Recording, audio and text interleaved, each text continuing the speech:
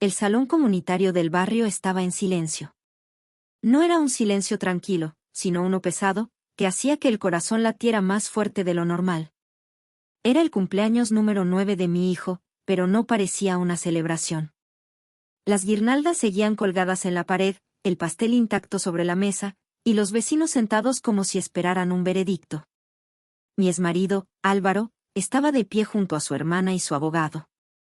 Vestía camisa blanca, jeans sencillos y esa sonrisa ladeada que siempre aparecía cuando creía tener el control. No me miraba a mí. Ni siquiera miraba a nuestro hijo, Mateo. Mateo estaba sentado en una silla plegable, los pies sin tocar el suelo. Solo tenía 9 años, pero aquella tarde su rostro parecía más adulto, como si algo dentro de él hubiera crecido demasiado rápido. La mediadora familiar, una mujer mayor con gafas finas, aclaró la garganta. Señor Álvarez, usted insiste en que el niño desea vivir con usted permanentemente. ¿Es correcto? Álvaro asintió con seguridad. Sí. Mateo me dijo que no se siente cómodo en casa de su madre. Quiere quedarse conmigo. Sentí que el estómago se me cerraba. Miré a Mateo. Tenía las manos entrelazadas con fuerza sobre las rodillas. No parecía asustado, pero tampoco estaba bien. Quise levantarme, abrazarlo, protegerlo de todo aquello, pero me quedé paralizada. La mediadora se inclinó hacia él con voz suave. Mateo, cariño, es verdad. ¿Quieres vivir con tu padre? Todo dentro de mí se detuvo. Mi respiración. Mi esperanza. Mateo se puso de pie lentamente. No respondió de inmediato. Metió la mano en el bolsillo de su chaqueta azul y sacó algo pequeño. Era un teléfono viejo. El mío. Se lo había dado meses atrás para que jugara cuando cambié de móvil. Lo sostuvo en alto. ¿Puedo poner lo que grabé anoche? Preguntó con voz clara. El murmullo del salón desapareció por completo.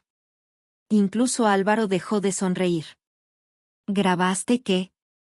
Preguntó la mediadora. Mateo tragó saliva. No sabía qué hacer, así que lo grabé. Para que alguien me creyera. Sentí que algo dentro de mí se rompía. Yo no sabía nada. No había visto nada. No había escuchado nada. Y mi hijo, mi niño de 9 años, había aprendido solo a protegerse. Álvaro dio un paso adelante. Eso es absurdo, murmuró. Pero Mateo no retrocedió. La mediadora dudó un instante. ¿Estás seguro de que quieres compartirlo delante de todos? Mateo asintió. Le entregó el teléfono. Yo lo miré de verdad por primera vez en esa tarde. No estaba simplemente asustado. Estaba defendiendo la verdad.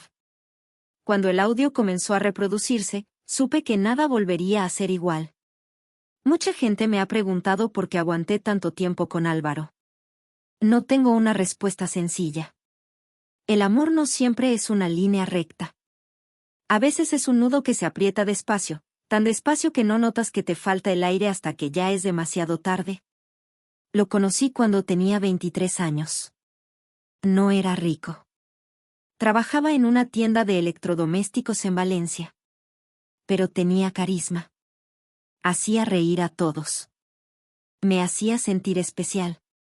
Y yo creí que eso era suficiente. No entendí entonces que algunas personas solo te miran lo suficiente para descubrir dónde pueden romperte.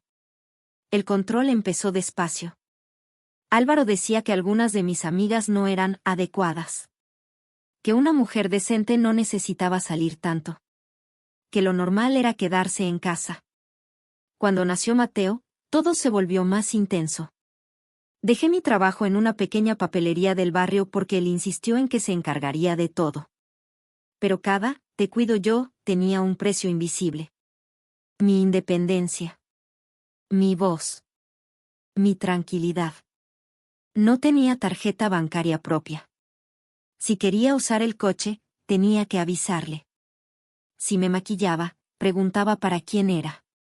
Si no lo hacía, decía que parecía descuidada. Nada era correcto. cuando Mateo tenía 5 años, una noche derramó zumo sobre la alfombra del salón. Fue un accidente. Nada más. Pero Álvaro gritó tan fuerte que el niño se quedó inmóvil, con los ojos abiertos de miedo. Me puse delante de Mateo. No le hables así, dije, temblando. Álvaro me miró con esa expresión que ya conocía demasiado bien. Fría. Oscura. Esa noche, cuando él salió de casa dando un portazo, metí ropa en una mochila pequeña. Desperté a Mateo y nos fuimos. Nos quedamos 2 semanas en casa de mi madre, Carmen, en un piso antiguo en las afueras de Valencia. Después encontré un apartamento diminuto de una habitación cerca de la estación de tren. No era bonito. Las paredes estaban descascaradas y el ascensor casi nunca funcionaba. Pero era nuestro. Conseguí trabajo a media jornada en la biblioteca municipal y por las noches limpiaba oficinas. Dormía poco. Pero respiraba. Y, sobre todo, Mateo estaba tranquilo. Mi madre se convirtió en nuestro refugio. Lo recogía del colegio cuando yo no podía, preparaba lentejas los miércoles, lo ayudaba con los deberes. Un día me confesó algo. Nunca quise meterme en tu matrimonio, me dijo. Pero cada noche le pedía a Dios que te fueras antes de que fuera demasiado tarde. Durante los primeros 2 años, Álvaro apenas discutió la custodia. Veía a Mateo algunos fines de semana y actuaba como si me estuviera haciendo un favor. Hasta que hace 6 meses apareció diferente. Traje nuevo. Actitud impecable. Abogado a su lado. Dijo que yo era inestable. Que Mateo le había dicho que quería vivir con él. Sentí que me arrancaban el aire. Sabía que no era verdad. Nuestra vida era sencilla pero llena de pequeñas rutinas, cuentos antes de dormir, tortitas los sábados, películas viejas los domingos por la tarde. Mateo nunca había dicho que quisiera irse. Pero también sabía que Álvaro tenía 2 caras. La que el mundo veía. Y la que yo había vivido detrás de puertas cerradas. Las semanas antes de la mediación fueron tensas. Mateo empezó a dormir mal. Se despertaba por la noche. Me hacía preguntas extrañas sobre jueces y decisiones. Una noche se metió en mi cama. ¿Y si alguien miente y todos le creen? Susurró. Le acaricié el cabello. Entonces decimos la verdad, le respondí. Siempre decimos la verdad, aunque dé miedo. Él asintió. Pero ya estaba guardando algo dentro. La mañana de la reunión con servicios sociales, se puso la chaqueta gris que mi madre había planchado con cuidado. Me preguntó si podía llevar el teléfono viejo. Claro, le dije sin pensarlo. Nunca imaginé que ese teléfono sería la llave que cambiaría todo.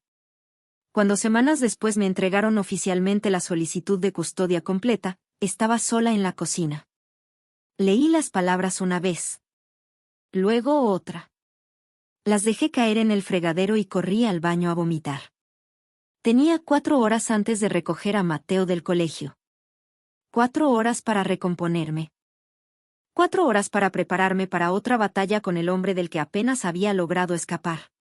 Lo primero que hice fue llamar a mi madre. Mi madre llegó esa tarde con una bolsa de tela llena de papeles antiguos y una caja de manzanilla caliente.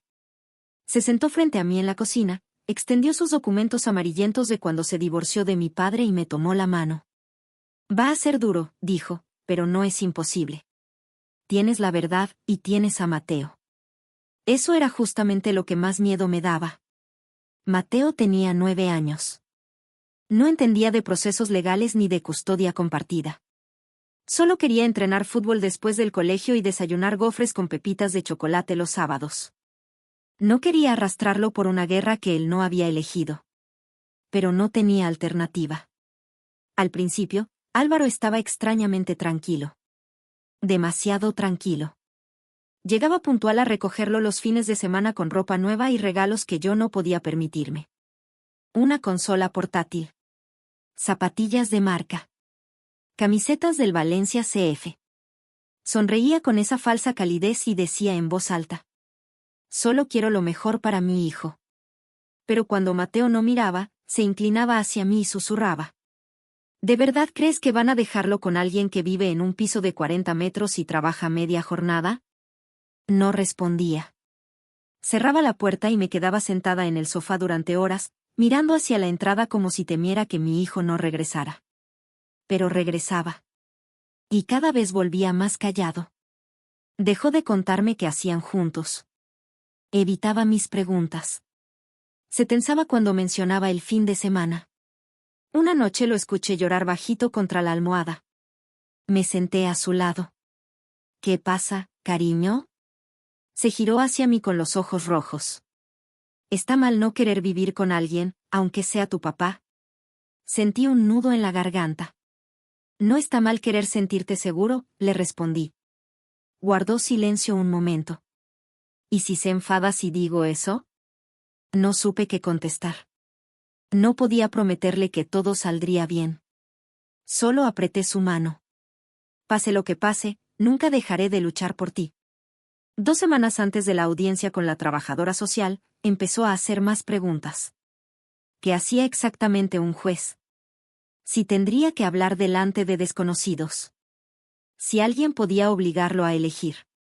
Intenté explicarlo con palabras sencillas. Pero el miedo estaba ahí, en sus ojos. El último fin de semana antes de la reunión oficial, Álvaro llegó demasiado temprano. Mateo no quería salir. Me duele la barriga, susurró, aferrándose a mi cintura. Estuve a punto de decir que no iría. Pero Álvaro estaba en la puerta, brazos cruzados, mirándome como si me retara a negarme. Mateo salió despacio. Desde la ventana vi algo que ellos creían oculto. Álvaro se inclinó hacia él. Habló rápido. Bajo. Muy cerca de su cara. Mateo no respondió. Solo subió al coche. Cuando volvió el domingo por la noche, estaba distinto. Demasiado tranquilo. No cenó. Se sentó en el suelo del salón manipulando el viejo teléfono. ¿Todo bien? Pregunté. Asintió. Estoy cansado. Se fue a dormir temprano. Esa fue la noche antes de la audiencia. Yo no dormí. Me quedé mirando el techo, preguntándome qué le habría dicho Álvaro. Si lo había presionado. Si lo había asustado. No tenía pruebas. Solo una sensación amarga que no desaparecía. A la mañana siguiente, Mateo se puso la chaqueta gris. ¿Puedo llevar el móvil? Preguntó. Claro. Quizá quiera escuchar música. Condujimos en silencio hasta el edificio judicial. Mis manos estaban rígidas sobre el volante. En el espejo retrovisor vi su reflejo, rostro sereno, dedos firmemente cerrados alrededor del teléfono. Cuando entramos en la sala, Álvaro ya estaba sentado con su abogado. Me dedicó una sonrisa como si nada de aquello fuera real.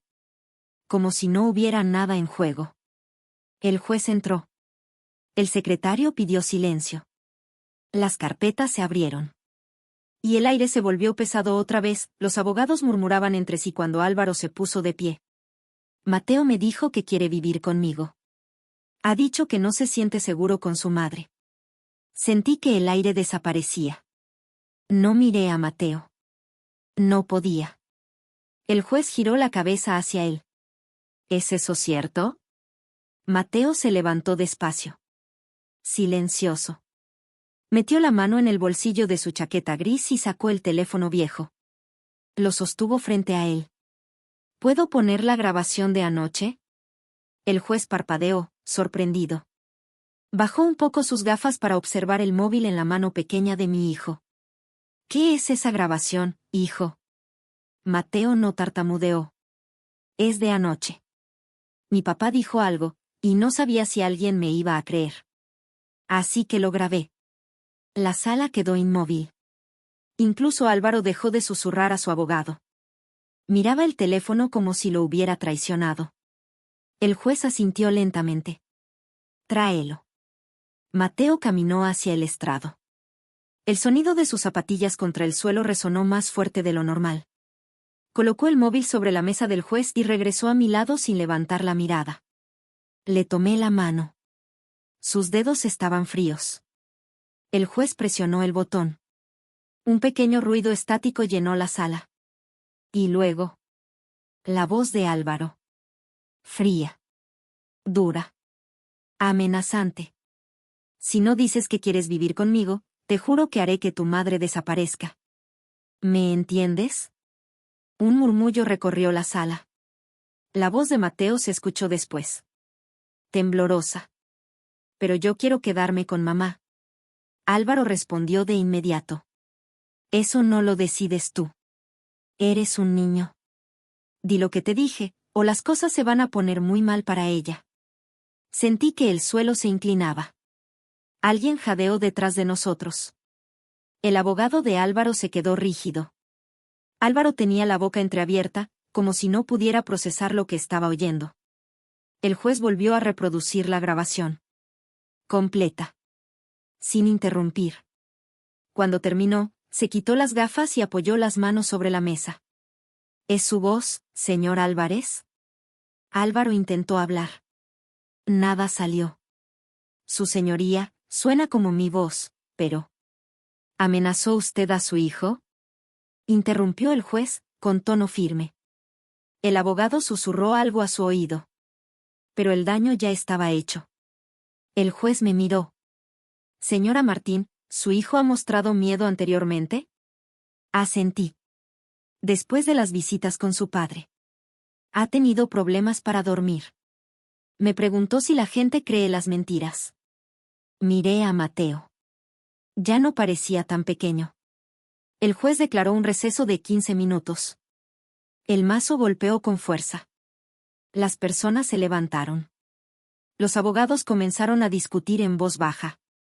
Yo no podía moverme. Me incliné hacia Mateo. ¿Grabaste eso tú solo? Asintió. No sabía si me creerían, pero pensé que tal vez creerían lo que él dijo. Sus ojos se llenaron de lágrimas, pero no lloró. Lo abracé. Al otro lado de la sala, Álvaro miraba al frente, pálido. Su abogado ya estaba guardando documentos. Mi madre, Carmen, se acercó desde el fondo. Se agachó junto a nosotros. Has criado a un niño valiente, hija, susurró. Yo había entrado en esa sala aterrada, pensando que podía perderlo todo. Pero mi hijo. Mi hijo había hecho lo que ningún adulto en esa habitación tuvo el valor de hacer. No solo habló. Probó la verdad. Y en ese instante supe que, pasara lo que pasara, nada volvería a ser igual. Cuando la sesión se reanudó, ya no sentía el mismo miedo. Mateo había hecho su elección. Había actuado. Y algo en esa sala había cambiado para siempre. El juez regresó y todos volvieron a sentarse en silencio. Mateo estaba apoyado contra mí, agotado pero tranquilo, como si hubiera cruzado una montaña invisible. El juez Ramírez acomodó su silla y habló con una firmeza que antes no tenía. He escuchado la grabación varias veces. No tengo ninguna duda de que es auténtica. Señor Álvarez, su voz, sus palabras y su intención son claras. Álvaro se movió incómodo. Usted amenazó a un menor para influir en el resultado de este proceso, continuó el juez. Intentó manipular a su hijo para que mintiera ante esta sala. Eso no solo es grave, es inaceptable. Álvaro intentó intervenir. El juez levantó la mano. No hablará a menos que yo se lo pida. ¿Está claro? Álvaro asintió, mandíbula tensa. El juez miró a Mateo. Su tono cambió. Joven, lo que hiciste hoy requiere un valor enorme. Este no es un lugar fácil para nadie, y menos para alguien de tu edad. Dijiste la verdad. Y quiero que sepas que te he escuchado. Mateo no habló. Solo asintió. Sentí su mano apretando la mía. El juez volvió a dirigirse a los abogados. Dado lo ocurrido, la solicitud de custodia completa presentada por el señor Álvarez queda denegada. De manera inmediata, se suspenden las visitas hasta nueva evaluación. El señor Álvarez deberá someterse a una valoración psicológica y completar un programa obligatorio de parentalidad antes de que se considere cualquier visita supervisada. Un murmullo recorrió la sala. Álvaro se dejó caer contra el respaldo de su silla, pálido. El juez continuó. La señora Martín ha demostrado ofrecer un entorno estable y seguro. por lo tanto, la custodia legal y física permanece íntegramente con la madre. Cualquier contacto futuro será decisión exclusiva de este tribunal. El mazo golpeó una vez. Sentí que el aire volvía a mis pulmones. No era solo alivio. Era justicia. Por primera vez en años, alguien había visto más allá de la máscara de Álvaro. No tuve que convencer. No tuve que suplicar. La verdad habló sola. Miré a Mateo. Ya no parecía frágil. Parecía fuerte. Y entendí algo que no había comprendido hasta ese día. Yo lo había protegido durante años. Pero esa mañana. Él también me había protegido a mí, no tuve que defenderme hasta quedarme sin fuerzas. La persona que hizo posible eso estaba sentada a mi lado, todavía sosteniendo mi mano. El juez se levantó. Se levanta la sesión. El sonido del mazo marcó el final. La gente empezó a moverse. Los abogados guardaban carpetas. El funcionario se acercó al estrado. Yo no podía moverme. Me giré hacia Mateo y tomé su rostro entre mis manos. Has sido increíblemente valiente, susurré. Estoy orgullosa de ti. Sus ojos brillaban, llenos de emociones que todavía no se permitía soltar. Solo quería que supieran la verdad, dijo. No quería que te hiciera daño. Mi corazón se rompió, y se reconstruyó en el mismo segundo. Lo abracé con fuerza en medio de aquellas paredes frías. Álvaro pasó junto a nosotros camino a la salida. No dijo nada. Mateo tampoco lo miró. No necesitaba hacerlo. En el pasillo, mi madre nos esperaba con los brazos abiertos. Mateo corrió hacia ella. Ella lo envolvió en un abrazo tan lleno de amor que por un instante sentí que el peso de todos esos años se levantaba del suelo. Salimos juntos del edificio. La luz del sol nos golpeó el rostro al pisar la acera. Mateo levantó la vista hacia mí. Y volví a ver al niño que conocía. El que se reía viendo dibujos animados. El que pedía más sirope en las tortitas. El que inventaba canciones absurdas sobre nuestro gato. El miedo ya no estaba allí. No fue solo la decisión del juez lo que cambió nuestra vida. Fue que mi hijo encontró su voz, y la usó cuando más importaba. El trayecto a casa fue silencioso. Mateo miraba por la ventana, el cinturón bien ajustado sobre su pecho. Lo observé varias veces por el retrovisor. Sus hombros estaban relajados. Sus manos descansaban tranquilas sobre sus piernas. Eso era suficiente. Cuando llegamos, mi madre ya había calentado una olla de caldo de pollo. No hizo preguntas. Nos abrazó. Besó la frente de Mateo. Me entregó un plato caliente como si fuera su forma silenciosa de decir. Ya pasó. Esa noche lo arropé en su habitación. Los estantes estaban llenos de cuentos gastados. Sus peluches desordenados en la esquina. Y su manta vieja, la de los bordes deshilachados y parches de superhéroes, la que se negaba a cambiar. Se acomodó bajo las sábanas. Me miró. ¿Estoy en problemas? Me senté en el borde de la cama. No, cariño, me senté en el borde de la cama. No estás en problemas, le dije suavemente. Dijiste la verdad. Y decir la verdad nunca es algo malo. Dudó un momento. ¿Papá estará enfadado? No respondí de inmediato. Observé su rostro. Tan pequeño todavía, pero marcado por una carga que ningún niño debería llevar. Le aparté el cabello de la frente. Puede que esté enfadado, admití. Pero lo que él hizo estuvo mal. Lo que tú hiciste estuvo bien. Y que alguien se enfade con la verdad no la convierte en mentira. Mateo asintió despacio y se acomodó de lado bajo su manta desgastada. Me quedé allí hasta que se durmió. Observé su pecho subir y bajar, tranquilo, por primera vez en mucho tiempo. Quería guardar ese instante para siempre. En las semanas siguientes, Álvaro intentó comunicarse. Su abogado llamó un par de veces. Yo me limité a recordarles la orden judicial. Ya no tenía miedo. El miedo había sido reemplazado por algo más firme. Determinación. Mateo volvió a sonreír. Pidió sacar la bicicleta otra vez. Volvió a exigir gofres los sábados por la mañana y a robar nata montada del frigorífico cuando pensaba que no lo veía. Hablaba del colegio. De su amigo Lucas y su corte de pelo horrible. De que quería ser astronauta o diseñador de videojuegos. Y reía. Una risa profunda, limpia, que no escuchaba desde hacía meses. Una noche, mientras fregábamos los platos, me dijo: «Creo que quiero ser abogado». Sonreí. «Serías uno excelente». Me miró con picardía. «Ellos escuchan a la gente que dice la verdad, ¿no?». Dejé el trapo sobre la encimera y lo abracé. Los mejores lo hacen. Y además protegen a quienes necesitan ser escuchados. Esa noche saqué un cuaderno que no abría desde hacía años. En la primera página en blanco escribí: «Mi hijo nos salvó». No con gritos. No con rabia. Con verdad. Entendí algo que nunca olvidaré. El valor no siempre es ruido. A veces es una voz pequeña, firme, diciendo exactamente lo que debe decirse en el momento correcto. Mateo no solo ayudó al juez a ver la verdad. Me ayudó a verme a mí misma otra vez. Fuerte. Capaz. Entera. Yo sobreviví a la tormenta. Pero él caminó dentro de ella conmigo.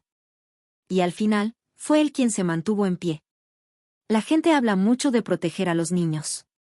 Pero a veces son ellos quienes nos protegen a nosotros. Quienes nos enseñan a no huir. A sostenernos. A decir la verdad aunque la voz tiemble. Nunca olvidaré su mirada en aquella sala. Nunca olvidaré el sonido de su voz diciendo: «¿Puedo poner la grabación?». Y nunca olvidaré cómo el mundo cambió después de eso. Esta no fue solo una historia de custodia. Fue una historia de verdad. De coraje. Y de un niño que eligió ser valiente cuando más importaba. Y lo más importante. Ese día no solo el juez escuchó su voz. Mateo también la escuchó. Y creyó en ella.